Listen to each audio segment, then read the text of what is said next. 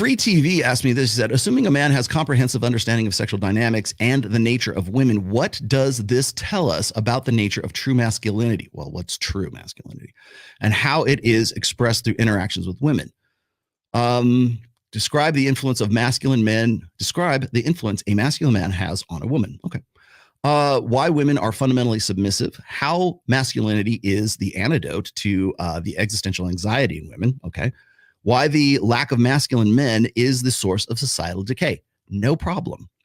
In fact, if you had read, let's see, I think, did I put this? I put this in Religion. Maybe that's why you don't know where I put this in the book Religion. And that everything you just asked me, Free TV, is I covered that in my fourth book, which is Religion, and I covered it in one chapter, and that chapter is the Big Head Babies chapter, and I'll dig that up for you here in a second.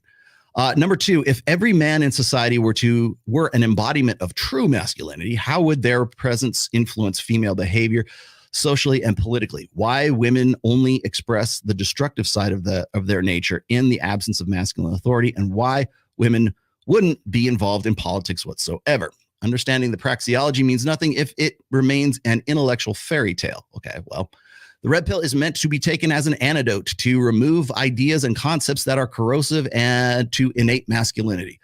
Men who embody their untainted nature have a certain way which influences women in certain ways. Understanding what it means to be a man and how deeply male behavior influences women is critical to maintaining society. I don't disagree with you there. Romantic relationships are a byproduct of genuinely embodying what the red pill teaches. Okay, the red pill does not teach. Understanding the power and the responsibility of masculinity will save the world. Okay, well, I think you're reading quite a bit into that, but the best way I can describe that to you is through Big Head Babies. Let's see if I can find Big Head Babies here, because it's this is I've gotten into this before, and this is let's see how exhaustive this actually is, but let me see if I can get this for you. This is, in fact, I am going to pull up, where'd it go? Religion just for you. Even my, where is it? Oh, Crisis Masculinity, is that where it is? Let's see if I can find it for you.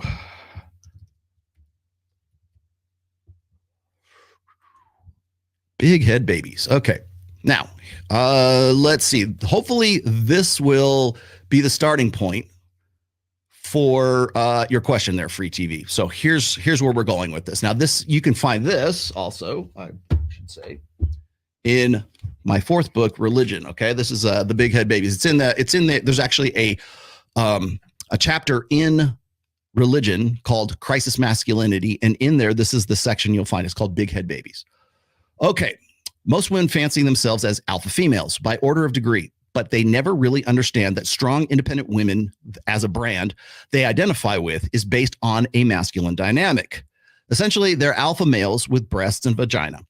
It's hard for women to give up the fantasy, especially when they live in an era when men are portrayed as vile, stupid, untrustworthy, and dependent on women's unique feminine powerfulness to save them from themselves. This old order narrative instills a sense of empowerment in women based on false narratives. They're taught to resist an easily hated straw man of masculinity, which is more to your point, and one made all the easier to knock down in our globalized 24-hour online consciousness. Hypergamy is dualistic. Once again, coming back to it, alpha seed, beta need, cads versus dads. But half of that desire, the desire for protection, provisioning, and parental investment, emotional investment, familiarity, and comfort in men is rooted in a need for security, a long-term need for security. I'm going to see if I can tighten this up for you a little bit. Women are the vulnerable sex. So while women hate to be called the weaker sex, biologically speaking, women are the evolutionary nature, or God has made women the more vulnerable sex. The realities of our ancestral past dictated that women and their offspring were dependent on men for protection from a chaotic and dangerous world. That need for security is something women still innately seek today. Why? Okay, here we go. Very simple answer. Why? Because human babies have huge heads. And this will answer every single question you've asked me just a minute ago. Eggs are expensive and sperm is cheap. If you have even a marginal interest in intersexual dynamics, no doubt you've heard this somewhere. Even if you haven't, if you're a new religious reader or you have some learned or instinctual grasp of men's duty for sacrifice, particularly tradcons want men to be men and long for the golden era of traditional gender roles. But how do we get to those roles in the first place? Well, a lot of guys in the new order, in the 21st century, question men's obligation for self-sacrifice. In a social context, evolution has designated men as the disposable sex, the sacrificial sex, especially if that disposability leads to promulgating the human species. Nature, it seems, takes far more risks with males of virtually every species in myriad ways. But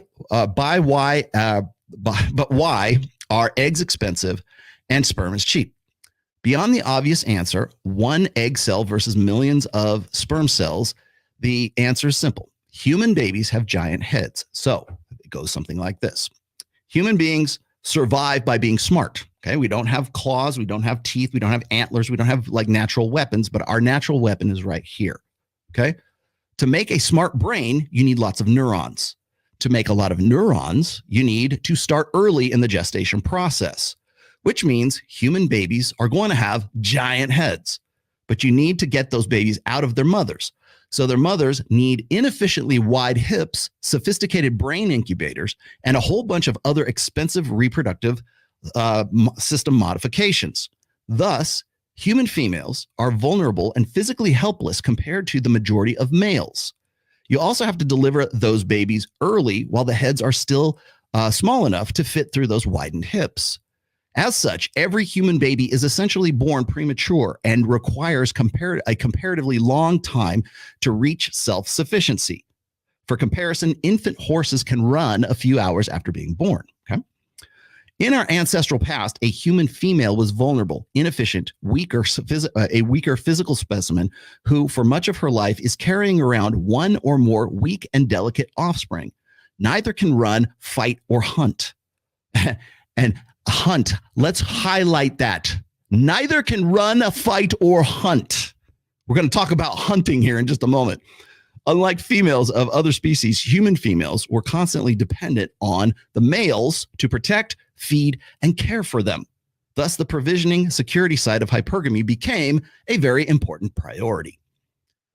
Last, as a result, human females also acquired a proximity of some of the fragility and importance of humanity's very expensive and fragile children. Now, a problem arises in this reality. How do you prevent a male from tyrannizing the females to the detriment of the species? By imbuing the males with the same protective instinct towards them that women have towards children. So let's stop there just for a second. When you hear red pill guys talking about how they look at women as sort of like emotion, like at some point they kind of refer to them as children, or as maybe just sort of like somebody you have to coddle, you have to make sure that their feelings aren't hurt, whatever.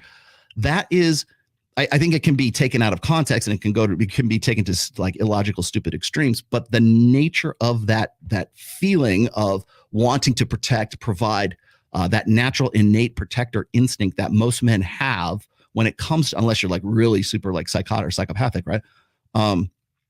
That's a natural innate function that's hardwired into our natural evolutionary firmware in our brains. If you don't believe me, I can point out mass shooting events where men will literally put themselves in the line of fire and take bullets for women that they don't even know. Exactly that happened in in the Aspen, Colorado shooting with James Holmes. Same thing happened, unfortunately, more recently in Las Vegas back in 2017 with the mass shooting event that happened there. Men put themselves bodily in front of harm's way to protect, and without thinking. It was instinctual.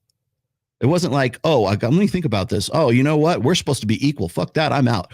No, it was an instinctual response. And that's why I, you can take me to the carpet with this if you want, but that's one of the reasons why I say that, men have an innate protection like nature towards women and towards children, and probably towards like, I love my dog too. So maybe some of that like sort of flows over into like, cute animals and shit. Okay. So by imbuing males with the same protective instinct towards them that women have towards children.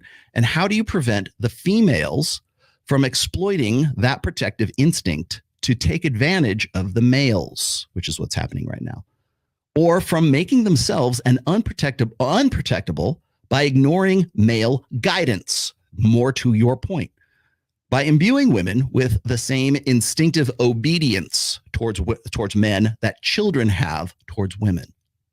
So here we go. To sum this up, I'll try to tie this up for you.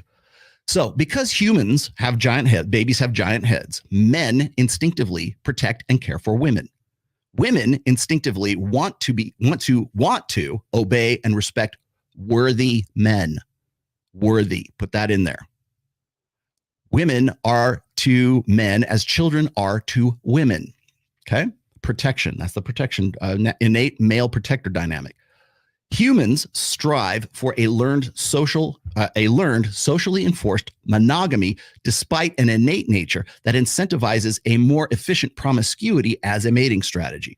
When people have asked me, and I think it was Jesse Preston who asked me this not too long ago, or I think maybe I saw this in a reel of hers on Instagram. There's this sort of, women want to point out like this double standard, right? Oh, it's a double standard. Men can go bang as many women as they want, and women are sluts if they bang a lot of men. Well, according to new data, courtesy of Mike Sartain, the national average, by the way, of sexual partners is actually 14.8 right now. I will show you the data on that. So let's see where I get that. Pull that out of there. Okay, so we are, whenever I get asked this question quite a bit, is, are human beings innately promiscuous or are human beings innately monogamous? And the answer is yes to both of those. It is possible for those to be affirmative at the same time. So we are promiscuous, yes, by nature. Do we want, everybody wants some, right? David Lee Roth was right. Everybody wants some. But it is in our collective best interests that we form at least somewhat long-term bonds with a woman so that we can raise our fragile children from infancy to at least some kind of self-sufficiency. So is monogamy also part of, is that part of human nature? Yes, both of those can be true. So this is what I address this here in this part right here. So sexism is hardwired into our species by evolution as an inevitable result of our giant heads. Every religion, social philosophy, or sexual strategy is grounded in working with these two instincts: the female instinct to submit and the male instinct to protect. Traditional conservatism, tradcons, is an attempt to maximize the male protective instinct through indoctrination and social learning, which is exactly what, that's why I'm going to call him into the carpet and see if he's a real man, right? What's true masculinity? Well, essentially that's what this is getting at. Tradcon conservatism is an attempt to maximize the male protective instinct through indoctrination and social learning for the benefit of women. Remember when I tell you, whenever you listen to someone like, say, Ben Shapiro, or you listen to Matt Walsh, or you listen to these guys even Richard Reeves, right? Who are just like, they'll tell you, men need to man up and they got to take more responsibility and they got to do the right thing, man. And if they just took more responsibility, men will be better, then women will be better too. No, they won't. Because there's also another half of this I'm going to tell you about.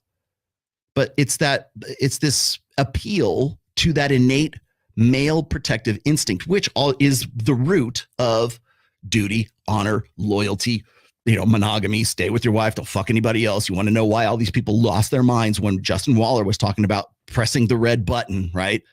If you could get away with cheating, every man would. And one thing I didn't mention during that, this was from last week's show, one thing I didn't mention was that during that interview, like I've talked to Justin since then, but during that interview, like when he was saying, every man would press that red button. And every TradCon guy that came out of the woodwork to say, I would never press that button. I have more respect for myself and I have more respect for my wife. And it's just this opportunity to virtue signal. But yet, in a virtual sense, those guys press that red button every time they log on to Pornhub, because that's what they're doing. They're just doing it in vicariously, right? So if you go and you look at like the stats for, I think it's like something like 70% of Christian men report having a pornography addiction or a habit or it's a problem for them in some way. Like, these are the guys. Those are the dudes. Okay. So you're still pressing the red button. You're just not doing it by, with the girls that we have in Access Vegas. You're not doing it like live in real time, because either you don't have the opportunity, maybe you don't have the reason, but you're still jerking off to porn. And you're still wanting to vicariously have that same experience. So you're in essence, you are still pressing that red button every time you log on to Pornhub and you rub one out. So keep that in mind before you get self-righteous about a guy like Justin Waller, who can press the red button and has, basically established his life so that he can do that. At least he's above board with it. I'm not saying it's right. I don't think it's right. But at least he's above board with it. At least everything's on the table. So, and maybe things will change. Who knows? Okay, now the next thing here. Feminism, when we talked about conservatism, let's backtrack. Traditional conservatism is an attempt to maximize the male protective instinct through indoctrination and social learning for the benefit of women. So whenever you hear Matt Walsh or Ben Shapiro talking about like, oh, we need men to man up and be better men. They want you to be better men for women. For the benefit of women. They don't care about you. They simply don't care about you. In fact, there wouldn't be a problem. No one would even give two shits about the crisis of masculinity right now if it wasn't affecting women. Women can't find a good husband once they get to 30 years old. Once they get tapped out of their like 18 to 28, once they get out of their hoe phase, there's no beta, there's fewer and fewer betas in waiting, dumb and, ready to go into the future. Don't know anything about their potential. Don't know anything about the red pill. There's fewer and fewer of those. And the problem is like when you listen to the rhetoric of a Ben Shapiro or a Matt Walsh or a Michael Knowles or just insert the TradCon name in there. Whenever you hear that rhetoric, it's not for the benefit of men. It is for the benefit of women. That's where it comes from. And this is where, again, published this in 2021, started writing it in 2017. Feminism is an attempt to minimize the female submissive instinct, also through social indoctrination, to enable women to more ruthlessly exploit the male protective instinct. Let me read that again. Feminism is an attempt to minimize the female submissive instinct, also through social indoctrination, to enable women to more ruthlessly exploit the male protective instinct. Does that sound like responsibility versus authority, like we've talked about a billion times on this show? The red pill, here it is. It is not a philosophy. It is not a belief set. It is not a religion. It is not nobody's teaching anything.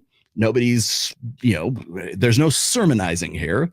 The red pill is just a praxeology, but the red pill is an attempt to teach men or to educate men to selectively suppress the male protective instinct to avoid its exploitation by women who are conditioned to not be submissive. Get it?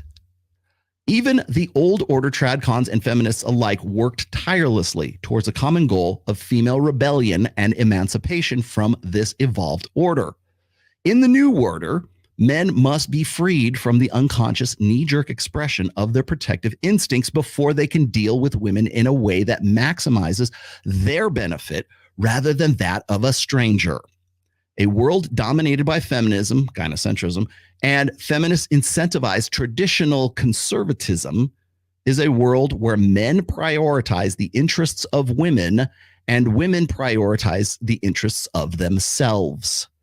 It is a world half full of adults who must protect children they have no authority over, and half full of unsupervised children. Now that is the end. There's other one. I could keep going on, but that's the nuts and bolts of big head babies. There you have it. Bravo, bravo. Cool. All right. Let me get to some of these. So I hope that answers the question for damn near every one of those articles on there. It is an innate protective instinct.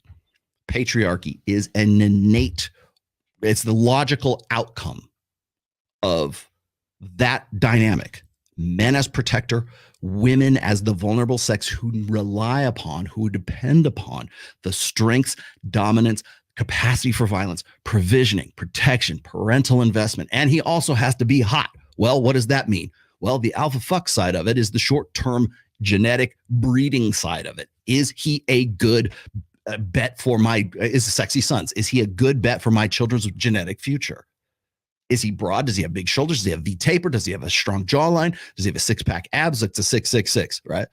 6 feet tall. And yes, height it means a lot. Yes, it does. We're going to talk about that today too, because that was another one. The red pill doesn't talk about height. No, asshat. We've talked about height more than I can think of. All right, let me get to some of these. Rational Trucker.